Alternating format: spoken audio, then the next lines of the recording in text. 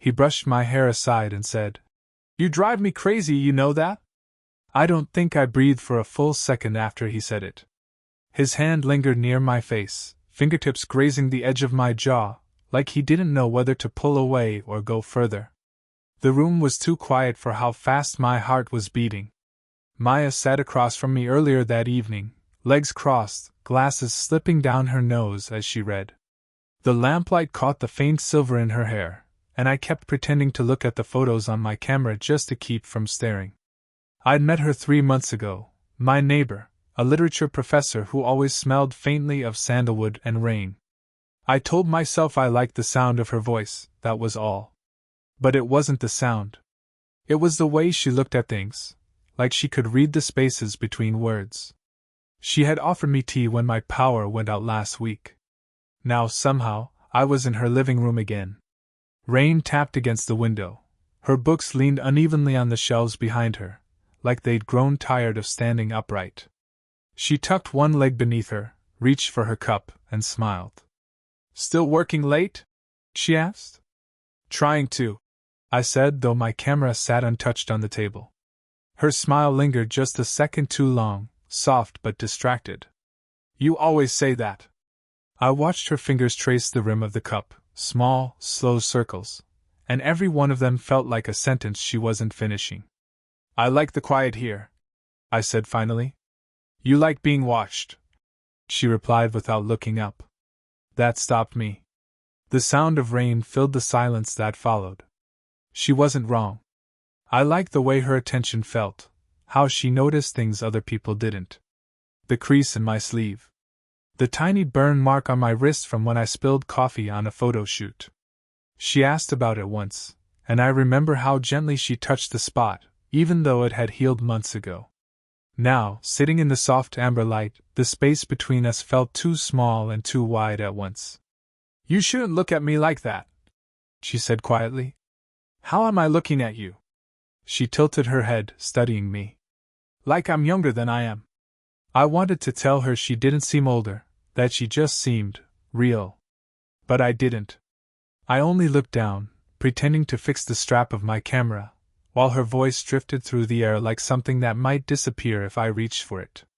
She stood, walked past me toward the kitchen, and I caught a faint trace of her perfume, something woody, warm, like autumn nights. When she came back, she didn't sit. She stood behind me, her hand brushing the back of my neck as she leaned down to place her cup on the table. The touch was accidental, maybe. But her fingers paused, just long enough for me to forget what I'd been saying. That's when she reached forward, brushed my hair aside, and whispered that line, soft, trembling, like she hadn't meant to let it escape. "You drive me crazy, you know that?" The silence afterward felt electric. Then, a knock at the door. Sharp, too sudden. She froze. Our eyes met, caught between guilt, surprise, and something neither of us could name. The rain kept falling, steady and relentless, as she turned toward the door without saying a word. When she opened the door, I expected someone, a friend, a colleague, but it was only the wind. The rain had picked up, tapping against the doorway like it wanted to be let in. Maya stood there for a moment, hand on the knob, shoulders tight beneath her loose cardigan. When she finally closed it again, she didn't look at me. "False alarm," she said, trying to sound casual. But her voice was thinner, quieter. She moved back to the couch, but didn't sit this time. Her eyes drifted toward the window, where the reflection of the two of us hung faintly against the dark glass.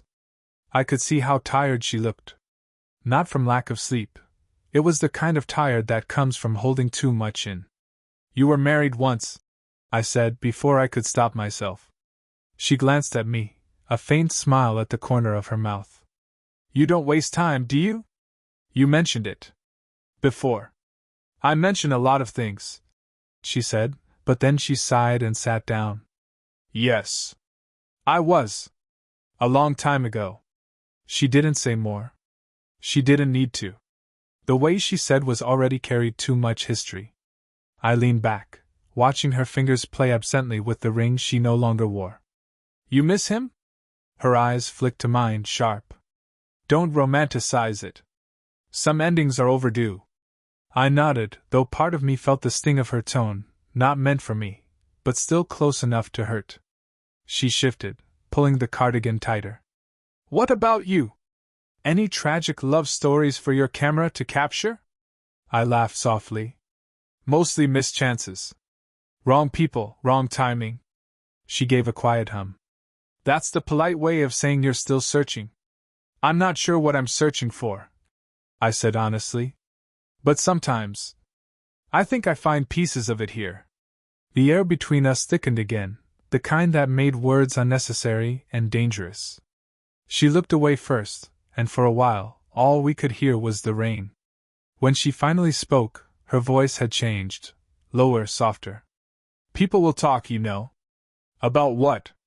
She met my eyes then, really looked. About you spending this much time with a woman old enough to know better. There was no accusation in her tone, only a warning she didn't want to give. But it didn't matter.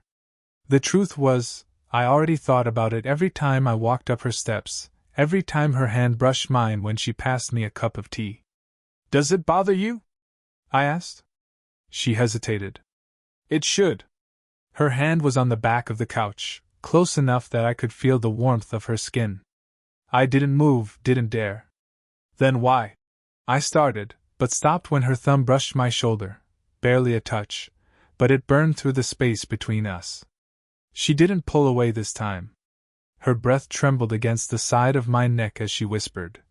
Because sometimes, even when you know better, you still want to feel something alive. Neither of us moved for a long moment, just the sound of the rain, her pulse beneath her skin, and the fragile thread that held us there, suspended in something neither of us could name. The next evening, I told myself I wouldn't go. I'd edit the photos I owed a client, keep busy, stay away. But at 9:14, I found myself standing outside her apartment door again, camera bag slung over my shoulder like an excuse I didn't believe in. The door opened before I could knock. I saw your shadow, Maya said. Her tone was teasing, but her eyes, tired, curious, made it sound like a confession. You're predictable. I could say the same about you, I said. She raised an eyebrow. You don't even know me. I think I do. She didn't answer that. Instead, she turned and walked back into the living room, leaving the door open behind her. I followed. The air smelled of wine and old paper. There were 2 glasses on the table, only one used. Grading late again? I asked. Trying to. She set her pen down and leaned against the armrest. You're interrupting. Sorry, I said. But I didn't leave. She looked up, and something unspoken passed between us, that same quiet current that had started the night before. I sat across from her, pretending to check my camera, though there was nothing to check. The shutter sound broke the silence once, twice. Don't take my picture, she said softly. I wasn't going to.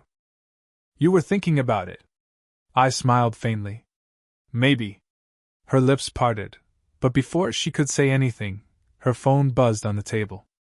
The screen lit up with a name, David. She reached for it quickly, turned it face down, and exhaled through her nose. Your ex? I asked. She didn't look at me. Something like that. Her voice was too calm. I wanted to ask more, but the tension in her posture, the way her shoulders tightened, stopped me. Instead, I shifted closer, just enough that our knees almost touched. You don't have to explain, I said quietly. That's the problem, she murmured. You make it too easy not to. Outside, thunder rolled over the city, long and low.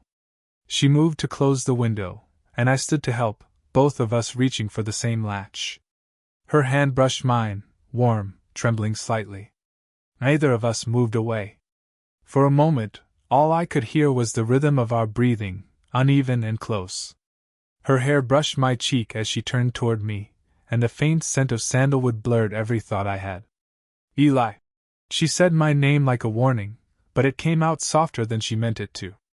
I leaned in, not fully, just enough to see the reflection of the storm flicker in her eyes. Her lips parted, a breath caught between us. Then, suddenly, a knock on the door. We jumped apart. Maya pressed a hand to her chest, eyes wide. It's probably my neighbor. She borrows books. I nodded, but neither of us moved. The knock came again, sharper this time. Finally, she turned toward the door. Before she could open it, I caught her wrist, not to stop her, just to hold her there, for a second longer. She didn't pull away. The world outside thundered again, but all I could hear was her heartbeat beneath my fingers, fast, unsteady, matching mine. The neighbor had left a few minutes ago, a borrowed book tucked under her arm and a polite smile that didn't quite reach her eyes. When the door clicked shut, the silence that followed was heavier than before, a silence that remembered everything it had just been forced to hide. Maya leaned against the door, her hands still resting on the knob. That was close, she said, exhaling. I stood a few feet away, my pulse still racing. You looked terrified. I wasn't, she said, but the quiver in her voice betrayed her. I just don't like being. She stopped, searching for the word. Seen. I stepped closer. You teach hundreds of students every year. You lecture on stage. Everyone sees you. Not like this. She finally looked up, and I saw the fear behind her composure, not fear of me, but of herself. She was fighting something she didn't want to name. Maya, I said quietly, you don't have to pretend. Pretend what? That you don't want this as much as I do. Her breath caught. You shouldn't say things like that. But it's true. I closed the distance between us before I could think better of it. The light from the rain-streaked window caught the side of her face, soft and uncertain. My hand moved before I could stop it, brushing a stray strand of hair behind her ear. She didn't flinch. You shouldn't, she whispered again, but this time, her voice broke halfway through. I know. The air between us felt charged, fragile. She pressed her back lightly against the door, as if it might hold her up. I can't be this to you, she said. You'll regret it. Then I'll regret it. Her eyes met mine, sharp, desperate. You think you understand what that means? You don't. I've made promises I already broke by letting you in. Her words hit like a confession, one she hadn't meant to give. I didn't ask who the promise was to. I just stepped closer until I could feel her breath against my neck. You always talk about control, I said softly. But you're trembling. She laughed once, quiet, helpless. God, you don't even realize what you're doing to me. I reached up again, fingertips grazing the side of her face. Her skin was warm, her pulse frantic beneath my touch. The smell of her perfume mixed with the damp air, and for a moment, it felt like the world had narrowed to just this: the weight of her gaze, the breath between us, the ache of everything unsaid. Her hand found my chest, not to push me away but to feel the steadiness she'd lost. Eli, she whispered, don't make me. I leaned in, close enough that her words faded against my lips. The doorknob behind her rattled suddenly, someone trying it from the other side. We froze, faces inches apart, the sound of rain collapsing around us. She whispered, almost to herself, we've gone too far.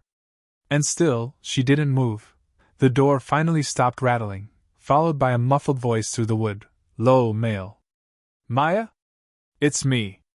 You didn't answer my messages. She went still. Her eyes widened, panic flickering there for the first time. Who is that? I whispered. She didn't answer.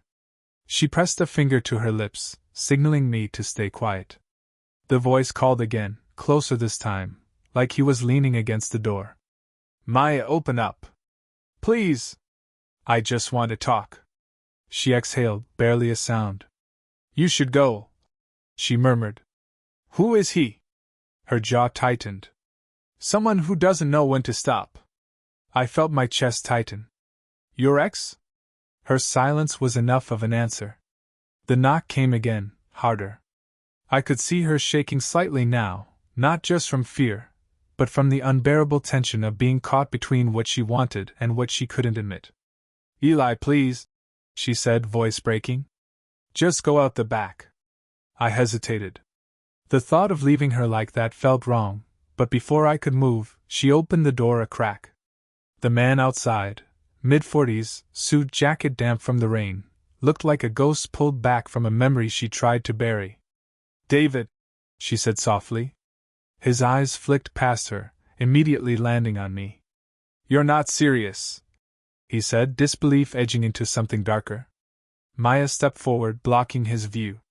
"You shouldn't have come here." He gave a bitter laugh.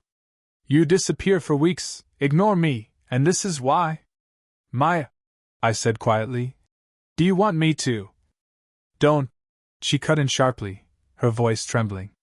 David's gaze moved between us, realization dawning in silence. "My God!" he muttered. "He's a kid." That word hit harder than I expected. "Kid." Maya's face flushed, not with embarrassment, but anger. "You don't get to talk about him," she said. The man scoffed. "You're ruining yourself." Then he turned and walked down the hallway, footsteps echoing. When the elevator door finally shut, the apartment fell into a heavy, suffocating quiet. She stood there, breathing hard, staring at nothing. I took a step toward her, but she flinched like the sound might break her. "I'm sorry," I said. She turned, eyes glistening. "Don't be. You didn't do anything wrong." I could see it in the way she swallowed, though, the guilt pressing down on her, the awareness of what had just been exposed. "He's not wrong, you know," she said softly. "You're young. You still have time to make mistakes that don't matter." I shook my head. "You think that's what this is?" She stepped closer, too close, her hand hovering near my chest, stopping just short of touching me. "It has to be." I caught her wrist gently. "Then why can't you walk away?" Her breath hitched. For a moment, she didn't answer. Then, barely audible, "Because you see me the way I used to see myself." The words landed between us, trembling and real. And as she finally let her hand rest against my heart, her voice dropped to a whisper. "If you stay tonight, everything changes." The clock ticked somewhere in the background, faint, mechanical, the only sound filling the apartment after her whisper. "If you stay tonight, everything changes." I didn't answer. I couldn't. The rain had slowed outside, leaving only the hollow drip of water from the balcony, the faint smell of petrichor through the open window. Maya stood in front of me, her expression unreadable, a mix of defiance and ache, like she was daring me to close the distance and terrified that I would. "I should go," I said, though my voice betrayed me, softer, uncertain. She nodded, eyes down. "You should." But neither of us moved. Her hand was still against my chest, the faint tremor of her fingertips syncing with my pulse. I wanted to step back, to breathe, but she looked up at me, and that single glance rooted me in place. "I didn't mean for this to happen," she said quietly. "I don't think either of us did." Her mouth twitched into something like a smile, but it didn't last. "You think this is something you can walk away from?" I didn't answer. Instead, I reached up and gently took her hand from my chest, but instead of letting go, I held it between both of mine. Her skin was warm, and I could feel her pulse fluttering like a trapped bird. "Maya," I said, "I don't care what people think. I just—" She shook her head. "You will. One day." She tried to pull her hand away, but I didn't let her. "Stop deciding my regrets for me." The silence that followed felt like standing at the edge of something dangerous, too high to climb down from, too late to pretend we hadn't already climbed. She closed her eyes as if trying to steady herself, but when she opened them again, there was no hesitation left. She took a small step forward, just one, until her body brushed mine. Every inch of air disappeared. Her breath caught, then steadied, her voice breaking the stillness. "Tell me you'll forget this," she whispered. "I can't." Her hand rose to my face, trembling, tracing the line of my jaw like she was memorizing it. The touch sent a shiver through me, not because it was tender, but because it carried every unspoken thing we'd been avoiding. "You don't understand," she said. "If I let this happen, it doesn't stop here. Then don't stop it." For a heartbeat, everything stilled, no rain, No noise, just the sound of our breathing tangling in the dark. I could feel the question hanging between us, unspoken but alive. She leaned in until her lips brushed the corner of my mouth, not a kiss, just the idea of one. The faintest contact, and then she stopped, eyes locked on mine. "This is the line," she whispered. "I know." Her hand fell away slowly, her breath shaking as she stepped back. And in that fragile space, full of everything we couldn't have and everything we'd already given, we finally understood. It wasn't the touch that ruined us. It was the wanting. Morning came quietly, the kind that doesn't announce itself, just softens the edges of everything it touches. The storm had passed, leaving the world rinsed clean. Sunlight spilled across the apartment floor, catching the glint of 2 forgotten cups on the coffee table. Maya was already awake, sitting by the window with her knees drawn close, a blanket around her shoulders. Her hair was loose, slightly messy, and there was a calmness about her that hadn't been there the night before. I stood in the doorway, watching her. For a moment I didn't know what to say, how to speak after all the words we hadn't said. "You didn't leave," she said softly, without turning. "I didn't," I replied. She smiled faintly. "You never do what you should. Neither do you." That made her laugh, quiet and tired but real. The sound loosened something between us. I walked over and sat beside her. We didn't touch at first, we just sat there, watching the light shift across the wet pavement outside. "I kept thinking about what you said," she murmured after a while. "That you didn't care what people think. I meant it." She looked at me then, her eyes searching for something honest. "I spent years caring. About appearances. About control. About being the person everyone expected. And now?" Her shoulders lifted slightly. "Now I'm tired of pretending I'm untouchable." I reached out, hesitated, then let my hand rest on top of hers. She didn't pull away. Her fingers curled gently around mine, the kind of quiet acceptance that said more than any confession could. "You know this won't be simple," she said. "I don't want simple." She turned her hand over, linking our fingers fully. Her thumb brushed the inside of my wrist, small, slow movements that felt like an apology and a beginning at the same time. "You make me forget how old I am," she whispered. I smiled. "You make me forget how young I am." That earned a real smile from her, soft and unguarded. She leaned closer, her head resting lightly against my shoulder. The warmth of her pressed through the blanket, steady and grounding. We stayed like that for a long time, no rush, no words, just breathing the same air, letting the world outside rebuild itself while we stayed suspended in this fragile, real thing we'd somehow found. Finally she spoke, voice barely above a whisper. "Whatever this is, let's not ruin it by trying to name it." "Agreed," I said, tightening my fingers around hers. She tilted her face up, brushing a kiss against my cheek, fleeting, tender, more final than 1,000 promises. "Then just stay," she murmured. And I did. Outside, the last drops of rain slid down the window.